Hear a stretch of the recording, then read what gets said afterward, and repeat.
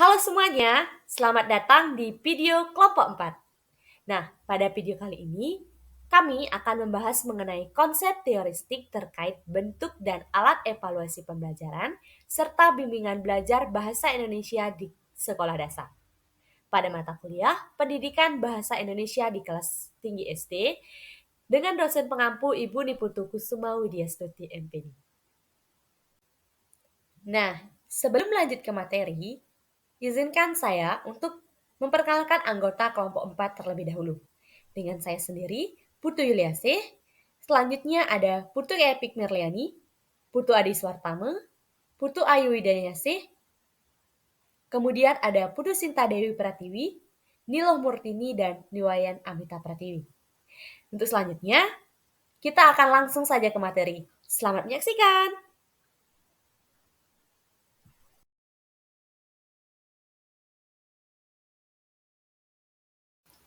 Bentuk pembelajaran untuk materi Bahasa Indonesia SD itu yang pertama ada bentuk pembelajaran kooperatif. Jadi bentuk pembelajaran ini itu sering disebut dengan cooperative learning. Jadi di mana cooperative learning ini adalah sebuah pendekatan pembelajaran yang menekankan pada keterlibatan semua peserta didik melalui kegiatan diskusi kelompok kecil. Dan bentuk pembelajaran kooperatif atau yang disebut dengan cooperative learning ini sering dianggap sebagai pembelajaran gotong royong. Dan kenapa? Dikarenakan peserta didik bekerja sama untuk saling membantu dan menyelesaikan permasalahan yang ditugaskan oleh guru. Terdapat berbagai pendekatan pada pembelajaran kooperatif. Yang pertama itu ada metode STAD atau sering disebut dengan Student Achievement Division. Jadi di sini adalah sebuah pembentukan kelompok belajar siswa dengan tingkat keterampilan yang beragam.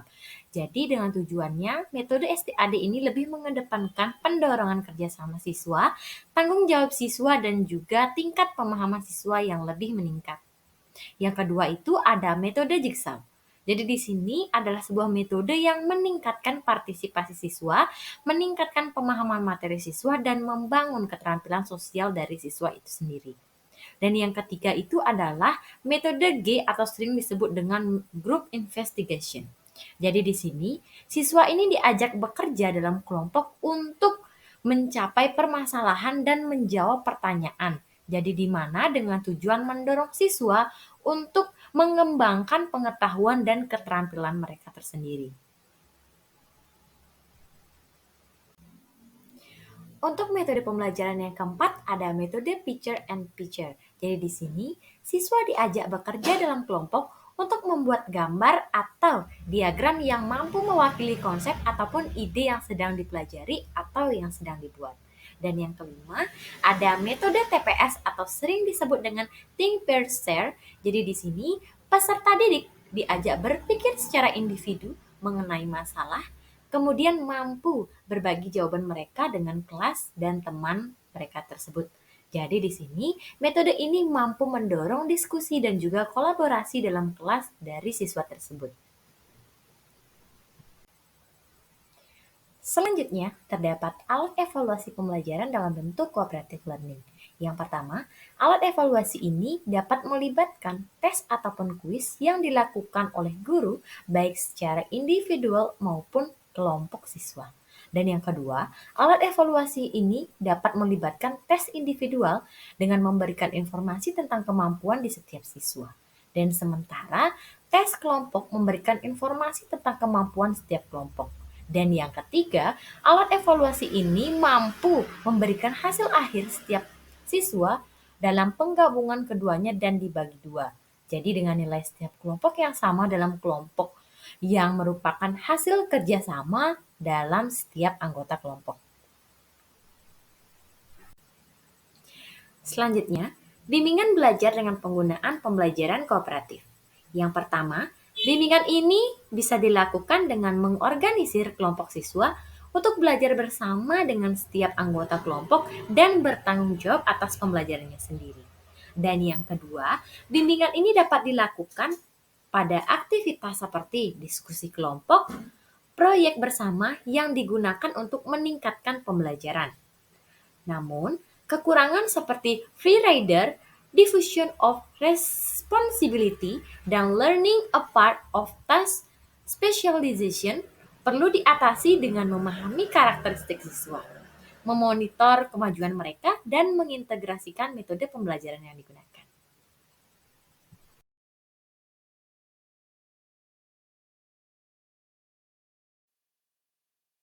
Baik, di sini saya akan menjelaskan pengertian model pembelajaran inquiry atau inquiry learning.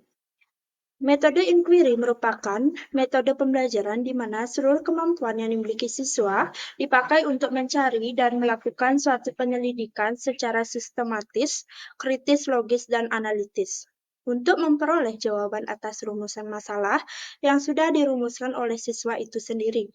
Nah, menurut Sanjaya 2006 dalam buku halaman 196, metode inquiry merupakan suatu metode pembelajaran yang lebih menekankan suatu proses berpikir secara kritis dan analitis dalam upaya mencari dan menemukan sendiri jawaban atas suatu masalah yang dikemukakan. Ada pendekatan pembelajaran. Yang pertama ada pendekatan inquiry bebas, yaitu merupakan proses inquiry di mana siswa diberi kebebasan menentukan permasalahan yang diselidiki. Yang kedua yaitu inquiry terbimbing. Merupakan proses inquiry di mana siswa dituntut untuk menentukan konsep melalui petunjuk-petunjuk seperlunya. Yang ketiga yaitu inquiry modifikasi, yaitu merupakan kolaborasi dan inquiry terbimbing dan inquiry bebas. Selanjutnya ada alat evaluasi pembelajaran. Yang pertama ada evaluasi proses.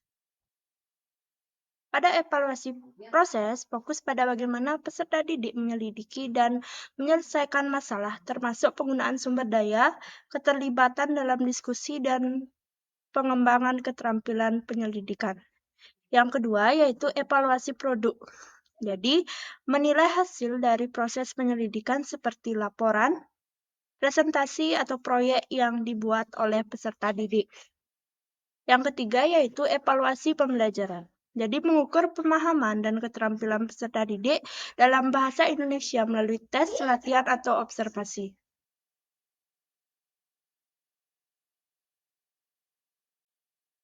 Nah, selanjutnya ada alat evaluasi. Dalam alat evaluasi terbagi menjadi 4, yaitu yang pertama, portofolio. Jadi, kumpulan karya peserta didik dicakup berbagai jenis tugas dan proyek yang menunjukkan perkembangan mereka sepanjang waktu.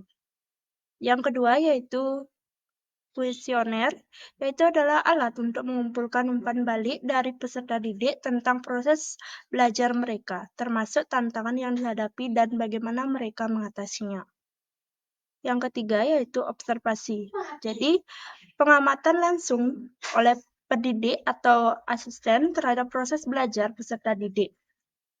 Hal tersebut termasuk interaksi dalam kelas, diskusi, dan penyelesaian tugas. Dan yang terakhir, kelima, yaitu tes dan latihan. Jadi, menggunakan tes dan latihan untuk menilai pemahaman dan keterampilan peserta didik dalam bahasa Indonesia, seperti tes kemampuan baca tulis dan pemahaman materi. Selanjutnya, ada bimbingan belajar, yaitu adalah langkah-langkah pembelajaran. Yang pertama, penyajian masalah.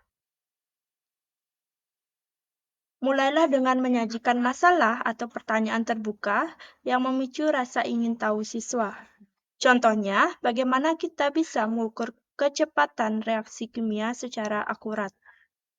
Yang kedua yaitu pendekatan informasi. Dorong siswa untuk mencari informasi yang relevan melalui berbagai sumber seperti buku, internet, atau wawancara. Ajak mereka untuk menemukan konsep-konsep dasar terkait masalah yang dihadapi. Yang ketiga yaitu perencanaan eksperimen. Bantu siswa merencanakan eksperimen yang relevan untuk menjawab pertanyaan atau menyelesaikan masalah yang diajukan. Yang keempat yaitu pelaksanaan eksperimen. Berikan kesempatan kepada siswa untuk melakukan eksperimen sesuai dengan rencana yang telah mereka buat. Dan yang kelima yaitu analisis data. Ajak siswa untuk menganalisis hasil eksperimen mereka dan menarik kesimpulan berdasarkan data yang dikumpulkan. Dan yang terakhir ada refleksi dan evaluasi. Dorong siswa untuk merefleksikan proses pembelajaran mereka, termasuk keberhasilan dan hambatan yang mereka alami.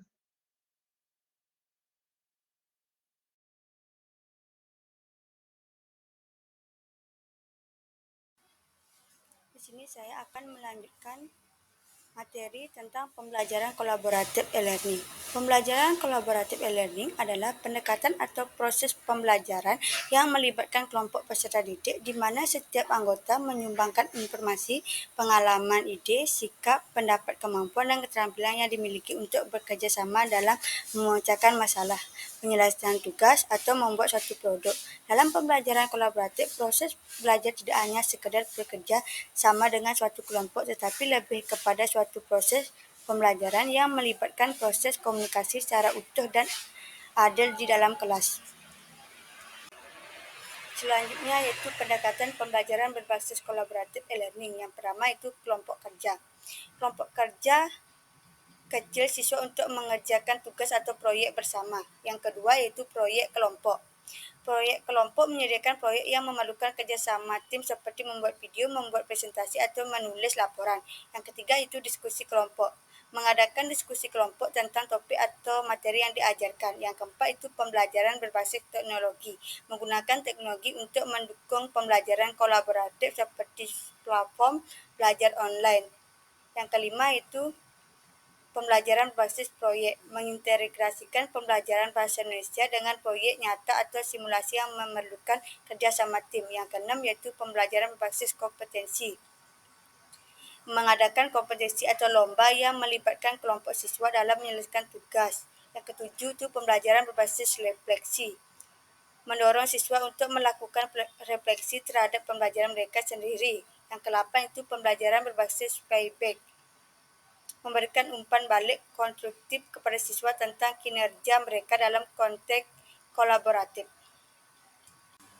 Selanjutnya yaitu alat evaluasi pembelajaran kolaboratif e-learning. Yang pertama itu kuesioner dan observasi. Kuesioner dapat digunakan untuk mengevaluasi pemahaman siswa terhadap materi dan keterampilan kolaboratif mereka. Yang kedua itu tes kolaboratif. Tes yang dirancang untuk mengukur kemampuan siswa dalam bekerja sama dan memecahkan masalah secara kolaboratif. Yang ketiga itu feedback langsung. Feedback langsung dari guru dan siswa tentang kinerja dan interaksi dalam kelompok. Yang keempat itu portofolio. Siswa dapat membuat portofolio yang mencangkup karya-karya mereka dalam kelompok diskusi dan proyek kolaboratif. Yang kelima itu alat digital. Alat digital menggunakan platform digital seperti Google Chrome, Microsoft Teams, atau aplikasi pembelajaran online yang mendukung kolaborasi dapat memfasilitasi interaksi antar siswa dan guru. Yang keenam adalah pelatihan guru. Pelatihan untuk guru tentang penggunaan teknologi dan strategi kolaboratif dalam pembelajaran dapat meningkatkan efektivitas implementasi model ini. Yang ketujuh itu workshop dan seminar. Mengadakan workshop atau seminar tentang pembelajaran kolaboratif dapat membantu guru dan siswa memahami konsep dan praktik terbaik dalam pembelajaran kolaboratif. Bimbingan belajar kolaboratif e-learning. Bimbingan yang menggunakan pendekatan ini akan fokus pada membantu siswa belajar bekerjasama, berbagi pengetahuan, dan saling mendukung dalam memahami materi pembelajaran. Tutor atau pengajar dalam bimbingan belajar akan memfasilitasi diskusi, kolaborasi, dan pemberian umpan balik antara siswa agar mereka dapat belajar secara efektif dalam kelompok. Metode ini meningkatkan keterlibatan siswa dan membantu mereka mengembangkan keterampilan sosial dan kognitif yang penting.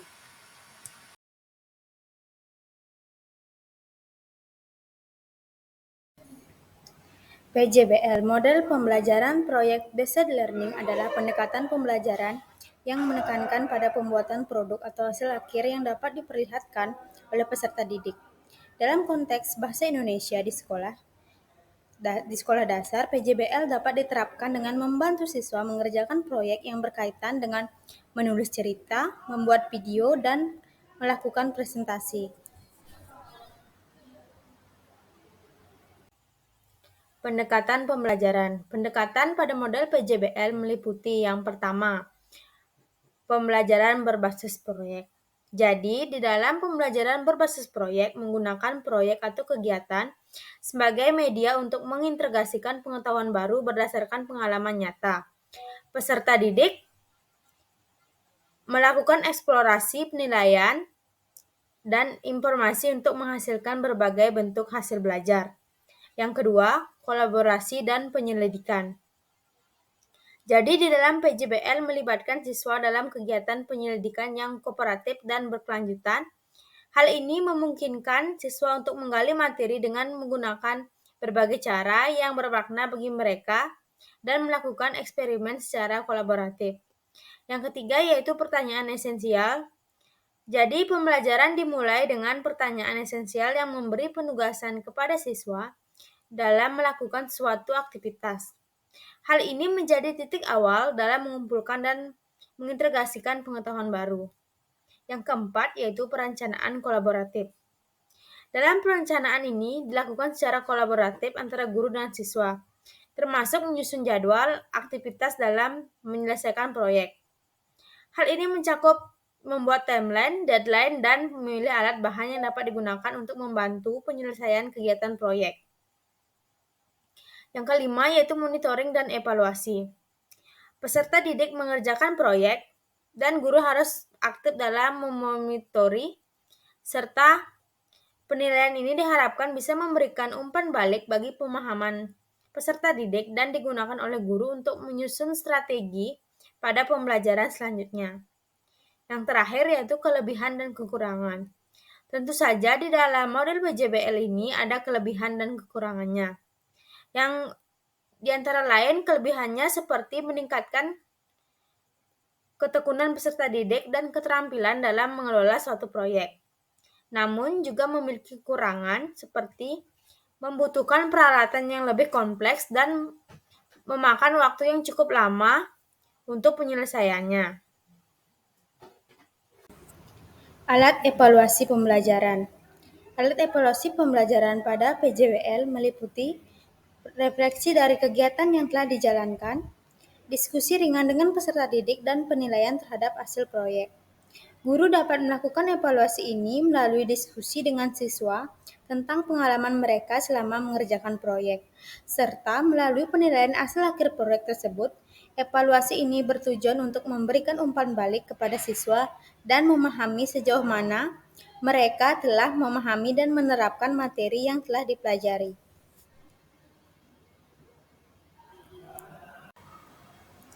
Bimbingan belajar. Bimbingan belajar Bahasa Indonesia SD dapat berupa arahan langsung, menyediakan sumber daya tambahan atau menyediakan waktu tambahan untuk siswa yang membutuhkan bantuan lebih lanjut dengan tujuan untuk memastikan semua siswa dapat mencapai kemajuan yang diinginkan dalam pembelajaran bahasa Indonesia.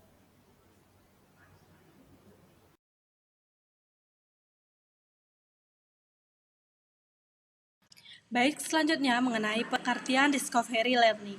Model pembelajaran discovery learning adalah pendekatan pembelajaran yang berfokus pada penemuan dan eksplorasi siswa dalam proses belajar. Dalam konteks pembelajaran bahasa Indonesia, di sekolah dasar SD, model ini mendorong siswa untuk mengeksplorasi dan menemukan pengetahuan siswa melalui pengalaman langsung dan interaksi dengan lingkungan mereka. Ini mencakup penggunaan sumber daya alam hayati dan non-hayati sebagai objek penemuan, serta kegiatan petualangan di lingkungan sekolah yang dapat menjadi cerita dirinya sendiri dan bagi siswa. Setelah melakukan kegiatan petualangan, siswa dapat bercerita dalam bentuk tulisan dengan menggunakan gagasan utama dan penjelasan dalam kerangka ceritanya, yang dapat mengembangkan ide-ide kreatif mereka dalam menulis sebuah cerita. Jadi selanjutnya ada pun pendekatan pembelajaran dalam discovery learning, yaitu yang pertama yaitu pendekatan mandiri.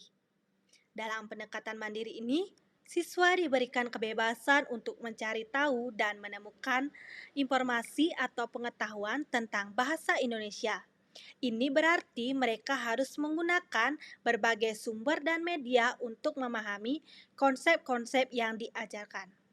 Yang kedua, adapun penggunaan media dan sumber. Siswa diberikan kesempatan untuk menggunakan berbagai media dan sumber untuk memahami materi. Ini bisa mencakup buku, internet, video, dan lainnya. Tujuannya adalah untuk memperluas wawasan dan pemahaman siswa tentang bahasa Indonesia.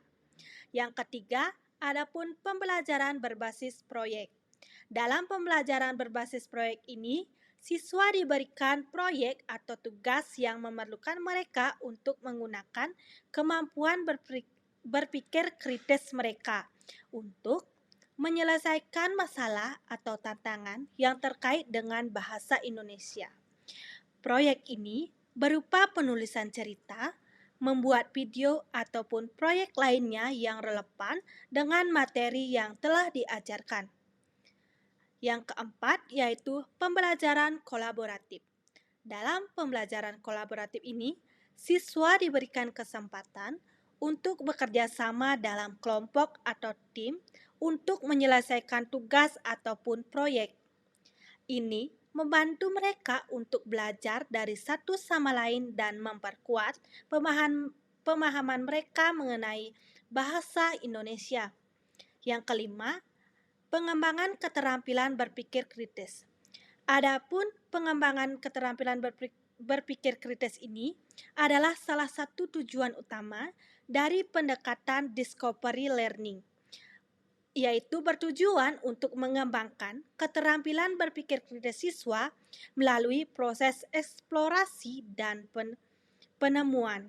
Siswa diajarkan untuk menganalisis, mengevaluasi, dan menciptakan solusi atas masalah yang telah dihadapi. Alat evaluasi pembelajaran. Alat evaluasi pembelajaran dalam model discovery learning melibatkan suatu pengamatan, tes, dan catatan lapangan.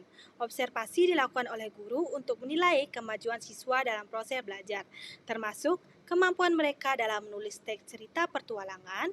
Tes dapat berupa penilaian kinerja siswa dalam menulis, berbicara, dan membaca. Sementara catatan lapangan digunakan untuk mengumpulkan data tentang kegiatan belajar siswa. Jadi selanjutnya adapun mengenai bimbingan belajar discovery learning. Bimbingan belajar bahasa Indonesia di SD dengan menggunakan model discovery learning melibatkan pendekatan yang lebih inovatif dan kreatif dibandingkan dengan metode tradisional. Guru berperan sebagai pemandu dalam proses penemuan siswa, memberikan arahan yang jelas, dan memfasilitasikan kegiatan yang memungkinkan siswa untuk mengeksplorasi dan menemukan pengetahuan mereka sendiri. Kendala yang mungkin dihadapi dalam penerapan model ini meliputi alokasi waktu yang kurang, guru yang masih kurang memberikan penyegaraan kepada siswa selama proses pembelajaran, dan perintah yang diberikan oleh guru yang tidak jelas. Solusi untuk kendala ini mencakup peningkatan waktu kegiatan, memberikan ice breaking pada siswa agar tidak bosan, dan menyampaikan perintah dengan jelas.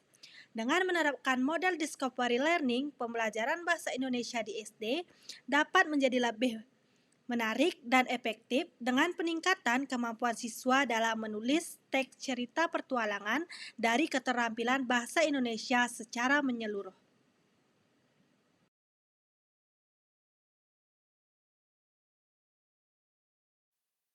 Baik, bentuk pembelajaran yang selanjutnya yaitu bentuk pembelajaran kontekstual. Nah, jadi apa itu pembelajaran kontekstual? Pembelajaran kontekstual adalah pembelajaran yang menekankan pada kaitan antara materi yang dipelajari dengan kondisi di kehidupan nyata yang bisa dilihat dan dianalisis oleh peserta didik. Ini berarti saat kegiatan pembelajaran berlangsung, peserta didik seolah bisa merasakan dan melihat langsung aplikasi nyata materi yang sedang dipelajari. Baik, pembahasan selanjutnya yaitu terkait pendekatan pembelajaran kontekstual. Nah, jadi pendekatan pembelajaran kontekstual adalah suatu metode pembelajaran yang menempatkan materi pembelajaran dalam konteks yang relevan dengan kehidupan sehari-hari dan situasi nyata. Nah, jadi berikut adalah pendekatan pembelajaran kontekstual dalam bahasa Indonesia. Yang pertama, identifikasi konteks dari pembelajaran. Jadi langkah pertama adalah mengidentifikasi konsep dalam situasi nyata yang relevan dengan materi pembelajaran. Nah, konteks ini berasal dari kehidupan sehari-hari siswa, lingkungan sekitar, atau topik yang sedang tren atau penting dalam masyarakat. Kemudian yang kedua yaitu pengembangan materi dalam pembelajaran. Setelah konteks pembelajaran diidentifikasi, guru dapat mengembangkan materi pembelajaran yang terkait dengan konteks tersebut. Kemudian, materi ini harus disajikan dalam bentuk yang menarik dan relevan bagi siswa, sehingga mereka dapat dengan mudah memahami keterkaitannya dengan kehidupan nyata. Kemudian yang ketiga yaitu penggunaan metode pembelajaran. Selanjutnya, guru dapat menggunakan berbagai metode pembelajaran yang memungkinkan siswa untuk terlibat secara aktif dalam proses pembelajaran, misalnya diskusi kelompok, proyek berbasis masalah, simulasi, permainan peran, atau penugasan praktis yang memerlukan penerapan konsep dalam konteks yang relevan. Yang keempat yaitu pemberian ruang dan eksplorasi. Nah, siswa perlu diberikan ruang untuk mengeksplorasi materi pembelajaran dalam konteks yang relevan. Hal ini dapat dilakukan dengan memberikan tugas atau proyek yang memungkinkan siswa untuk menggunakan pengetahuan dan keterampilan yang mereka pelajari untuk memecahkan masalah yang nyata atau situasi yang mereka temui. Kemudian yang kelima yaitu pengintegrasian teknologi dan sumber daya tambahan. Nah, teknologi dan sumber daya tambahan seperti multimedia, sumber belajar daring, dan kunjungan ke lapangan dapat digunakan untuk memperkaya pengalaman pembelajaran siswa dan meningkatkan keterkaitan antara materi pembelajaran dengan konteks nyata. Pembahasan yang selanjutnya yaitu mengenai alat evaluasi pembelajaran kontekstual. Nah, untuk mengembangkan alat evaluasi pembelajaran kontekstual bahasa Indonesia di sekolah dasar, ada beberapa pendekatan yang dapat dipertimbangkan adalah sebagai berikut. Yang pertama adalah penggunaan tes kontekstual. Nah, jadi tes kontekstual adalah metode evaluasi yang dimaksudkan teks atau materi yang relevan dengan materi yang diajarkan. Siswa diminta untuk menjawab pertanyaan berdasarkan pemahaman mereka terhadap teks tersebut. Kemudian tes ini dapat mencakup pemahaman kata-kata, frasa, atau struktur dari kalimat.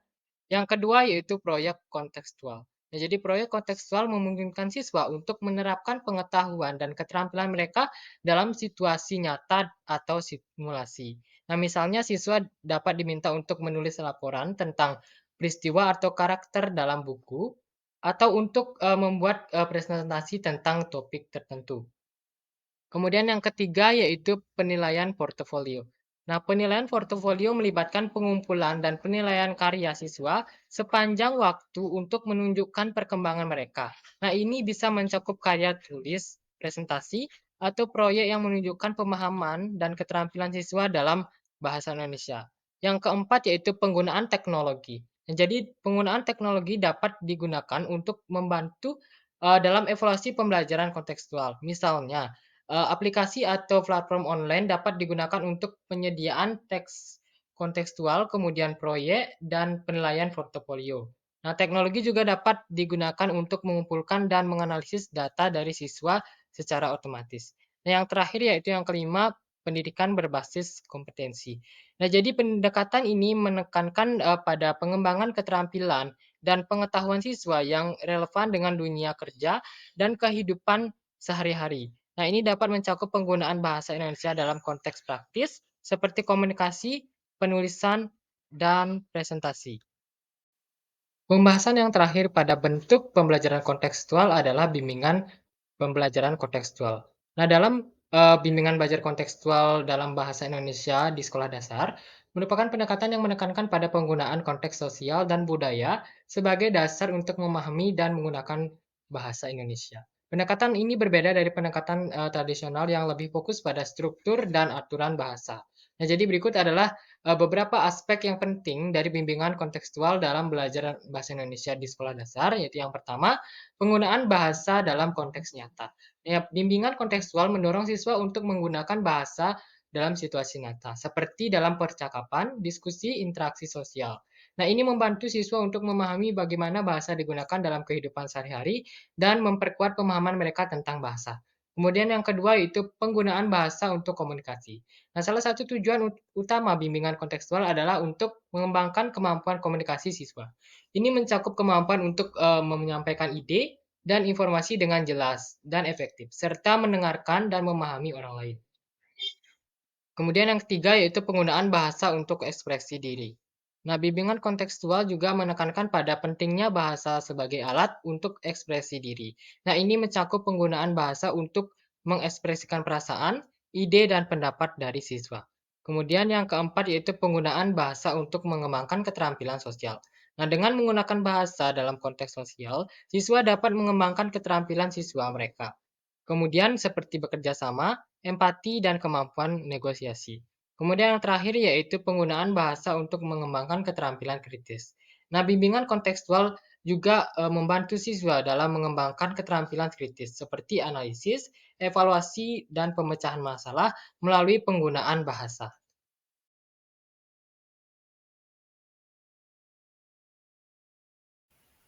Bentuk pembelajaran yang selanjutnya adalah problem-based learning atau PBL.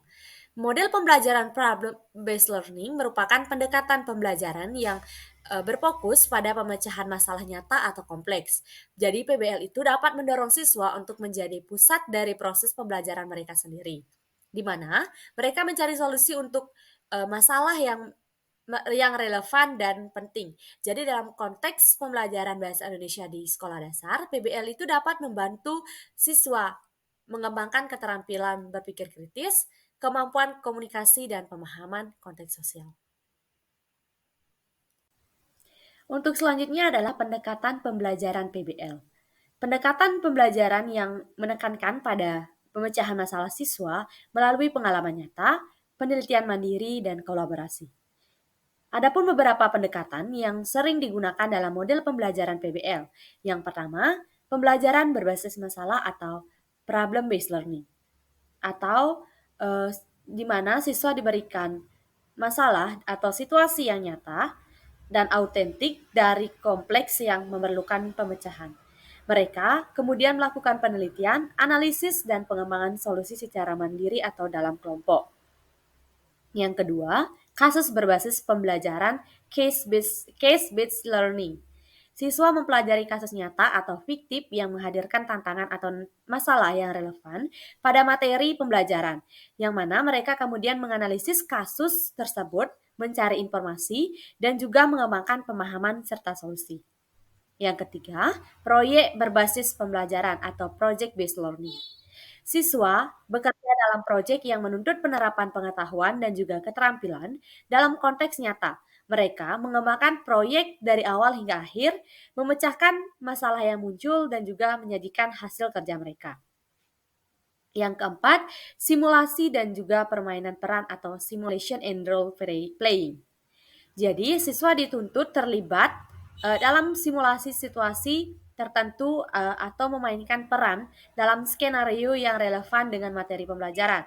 Jadi hal tersebut memungkinkan mereka untuk mengalami konsep atau proses dalam konteks yang menarik dan praktis. Yang kelima, kerja kolaboratif atau collaborative work. Jadi yang mana siswa bekerja sama di dalam kelompok untuk menyelesaikan tugas atau proyek tertentu. Mereka saling berbagi pengetahuan, memecahkan masalah bersama, dan juga mendukung satu sama lain dalam mencapai tujuan pembelajaran. Yang keenam, penyelidikan mandiri atau inquiry-based learning. Yang mana siswa diberi kebebasan untuk mengeksplorasi topik tertentu melalui penelitian mandiri. Mereka merumuskan pertanyaan, mencari informasi, dan juga mengembangkan pemahaman sendiri tentang materi pembelajaran. Untuk yang selanjutnya adalah alat evaluasi pembelajaran. Alat evaluasi pembelajaran merupakan metode atau teknik yang digunakan untuk menilai kemampuan dan kemajuan pemahaman siswa terhadap materi yang dipelajari. Dalam konteks PBL, alat evaluasi seringkali berfokus pada penilaian proses pembelajaran siswa, bukan hanya hasil akhir. Adapun beberapa alat evaluasi yang dapat digunakan dalam proses pembelajaran PBL. Yang pertama, portofolio. Portofolio itu merupakan karya siswa yang mencakup pekerjaan, penelitian, dan juga refleksi mereka selama proses pembelajaran. Yang kedua, presentasi. Yang mana presentasi itu merupakan hasil kajian siswa, hasil penelitian, maupun solusi mereka pada kelas yang akan ditunjukkan hasil tersebut kepada guru. Yang ketiga yaitu refleksi. Refleksi merupakan hal yang dilakukan siswa yang menulis tentang pengalaman mereka dalam proses pembelajaran, termasuk tantangan yang dihadapi dan juga cara mereka mengatasinya. Yang kelima yaitu kuis, yang mana kuis merupakan teks yang dirancang untuk mengevaluasi pemahaman siswa tentang materi yang dipelajari. Nah, dari pemaparan materi tadi, dapat disimpulkan bahwa bentuk pembelajaran kooperatif mengajak peserta didik untuk terlibat dalam diskusi kelompok kecil dengan sikap saling membantu. Sementara, bentuk inquiry menekankan pada berpikir kritis untuk menemukan jawaban pada suatu masalah. PBL memfokuskan pada pemecahan masalah nyata, sedangkan PJBL menekankan pada perbuatan produk yang dapat ditampilkan oleh peserta didik. Discovery Learning mendorong pertemuan melalui eksplorasi langsung, sedangkan pembelajaran kolaboratif melibatkan kerjasama dalam memecahkan suatu permasalahan atau membuat produk. Sedangkan yang terakhir, bentuk pembelajaran kontekstual menekankan kaitan antara materi pelajaran dengan kehidupan nyata yang bisa dilihat dan dianalisis oleh peserta didik. Baik, itu tadi pemaparan materi dari kelompok 4. Thank you for watching and bye-bye.